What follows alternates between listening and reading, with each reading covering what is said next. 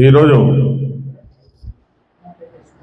మహిళా దినోత్సవం సందర్భంగా మన ప్రజా సేవా సమితి ఆధ్వర్యంలో మూవ్మెంట్ ఫర్ జస్టిస్ వారి ఆధ్వర్యంలో ఈ కార్యక్రమం బట్టలు పంపిణీ చేసే కార్యక్రమం చేయడం జరిగింది. దాంట్లో కూడా నిరుపేదలైన మహిళలకు, పారిశ్రమ కార్యకర్తలకు, మున్సిపాలిటీలో పనిచేసే కొంతమంది సిబ్బందికి ఈ చీరలు పంచే కార్యక్రమం ఈరోజు ఇక్కడ జరగడం జరుగుతుంది. అందరూ పెద్దలు చెప్పినట్టు మహిళలు ప్రపంచవ్యాప్తంగా ముందంజలో ఉండరు. అయినా కొంతవరకు పెద్దలు చెప్పినట్టు మహిళల పైన దార్శికంగా, అన్యాయంగా నేరాలు జరుగుతూ ఉంటాయి. మహమ్మద్ ప్రవక్త గారు 1400-1500 సంవత్సరాల క్రితమే మహిళలకు ఉన్నత స్థితి, వాళ్ళకు లభించాల్సిన గౌరవ మర్యాదలు ఏ విధంగా ఉండాలా, ఏ విధంగా చేయాలా అని 1400-1500 సంవత్సరాల ముందే మా ఖురాన్లో రచించబడి ఉంది. తర్వాత చట్టాలు ఏర్పడినాయి, మనకు స్వాతంత్రం వచ్చింది, మనకు రాజ్యాంగ భద్రత కలిగించింది. దానికి అనుగుణంగానే చట్టాలు ఏర్పడి మనమంతా ముందుకు పోతా ఉన్నాం. చట్టాలను కాదని కొంతమంది కీచకులు, కొంతమంది దౌర్జన్యపరులు పూర్వం కూడా ఉన్నారు, ఇప్పుడు కూడా ఉన్నారు. మనకు ప్రపంచం పుట్టినప్పటి నుంచి కూడా అటువంటి వాళ్ళు ఉన్నారు, ఇటువంటి వాళ్ళు ఉన్నారు. మన జాగ్రత్తలో మనం ఉండాలి. మనము ఎంత జాగ్రత్తగా ఉంటే అంత మంచిది అనే ఆలోచనతో మనం ముందు పోతూ ఉండాలి. ఎప్పుడైనా ఉంటారు, ఎప్పుడైనా దుర్మార్గులు ఉంటారు. మన వాళ్ళే, మన సమాజంలో పుట్టినోళ్ళే, మన అన్నదమ్ముల్లో ఉండేటోళ్ళే, మన ప్రాంతంలో ఉండేటోళ్ళే, మన ఏరియాలో ఉండేటోళ్ళే. వాళ్ళ గుణగణాల గురించి ఆ దేవుడు ఏ విధంగా రాసి ఉంటే ఆ విధంగా జరుగుతుంది. మనం మార్చలేము. ఈయన పక్కనే ఉంటాడు, నా పక్కనే ఉంటాడు, వీళ్ళ పక్కనే ఉంటారు. మనకు తెలియకుండానే ఘోరాలు చేస్తూ ఉంటారు, నేరాలు చేస్తూ ఉంటారు. మన జాగ్రత్తలో మనం ఉండాలి. పెద్దలు చెప్పినట్టుగా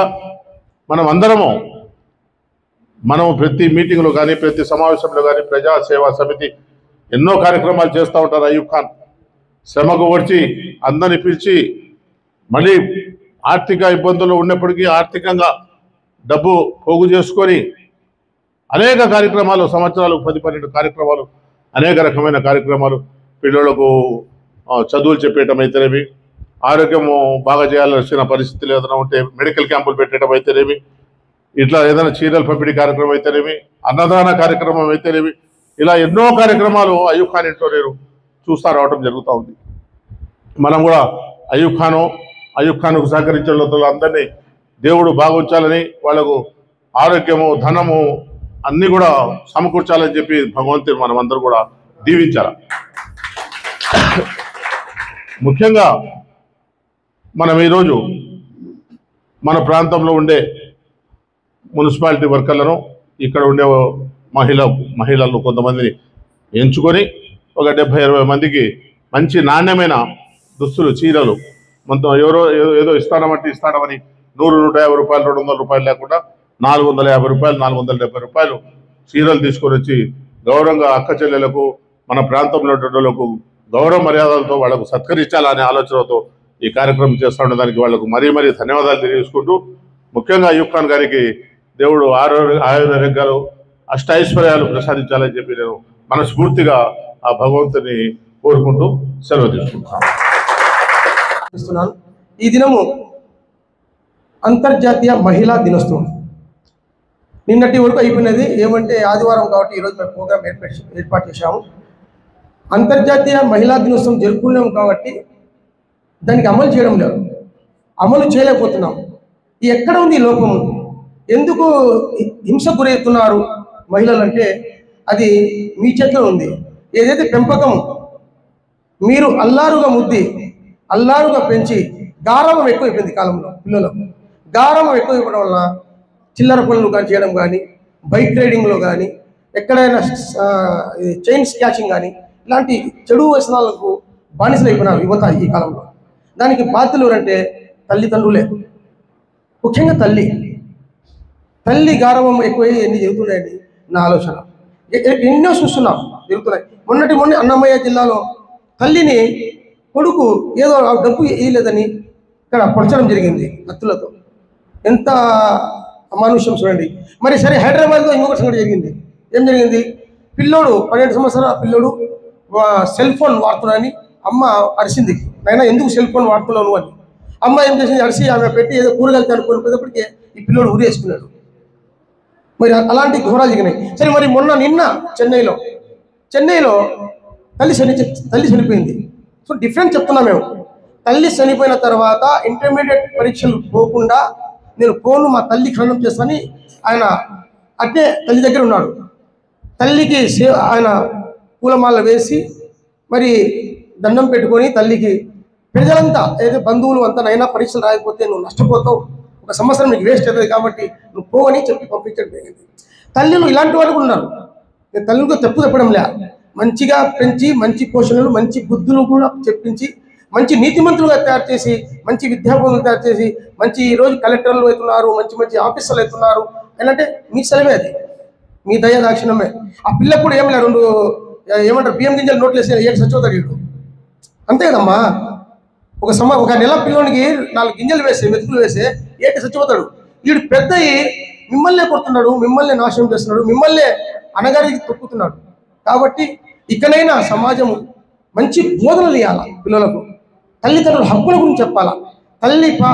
మరి మహాప్రత స్వామి ఎంత పాట చెప్పారు? తల్లిని సేవిస్తే స్వర్గం అని చెప్పారు. తల్లిని వేధిస్తే స్వర్గం, తల్లిని ప్రేమించే స్వర్గము, వేధిస్తే నరకం అని చెప్పారు.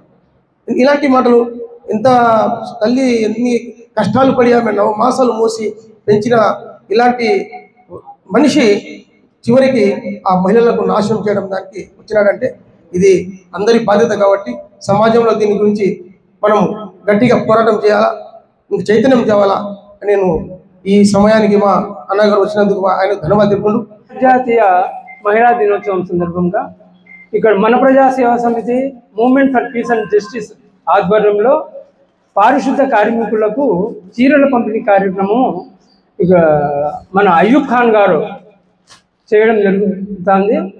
వీరు కూడా కృతజ్ఞత తెలుపుకుంటున్నాను. అంతర్జాతీయ మహిళా దినోత్సవం ఈ మార్చి 8న మహిళా దినోత్సవం జరుపుకోవడానికి ఇక్కడ హాజరైన మరియు ఈ కార్యక్రమానికి విచ్చేసినటువంటి మాజీ మున్సిపల్ చైర్మన్ ముఖ్తార్ గారికి మరియు ఎంపీజే రాయలసీమ ఇన్ఛార్జ్ అయ్యూబ్ ఖాన్ గారికి, పట్టణాధ్యక్షుడు ఎంపీజే హుసేన్ బాషా గారికి, సద్భావన సేవా సంఘం కార్యదర్శి శేఖర్ గారికి మరియు ప్రజాసేవా సమితి ఉపాధ్యక్షుడు కింగ్ బాషా గారికి, ఈరోజు ఇక్కడికి వచ్చేసినటువంటి మహిళలందరికీ ధన్యవాదాలు తెలుపుకుంటూ, ముఖ్యంగా ఈరోజు చాలా సంతోషదగ్గ విషయం.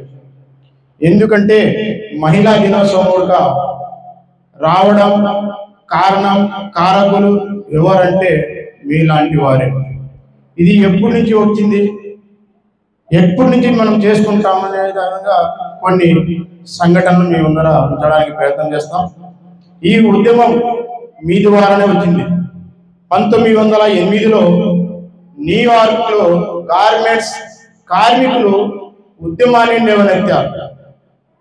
ఎందుకు లేవనెత్తారంటే పని దినం గంటలు తక్కువ సమయం మంచి జీతం ఇవ్వాలనే ఉద్దేశంతో అక్కడ ఉద్యమం లేపడం జరిగింది.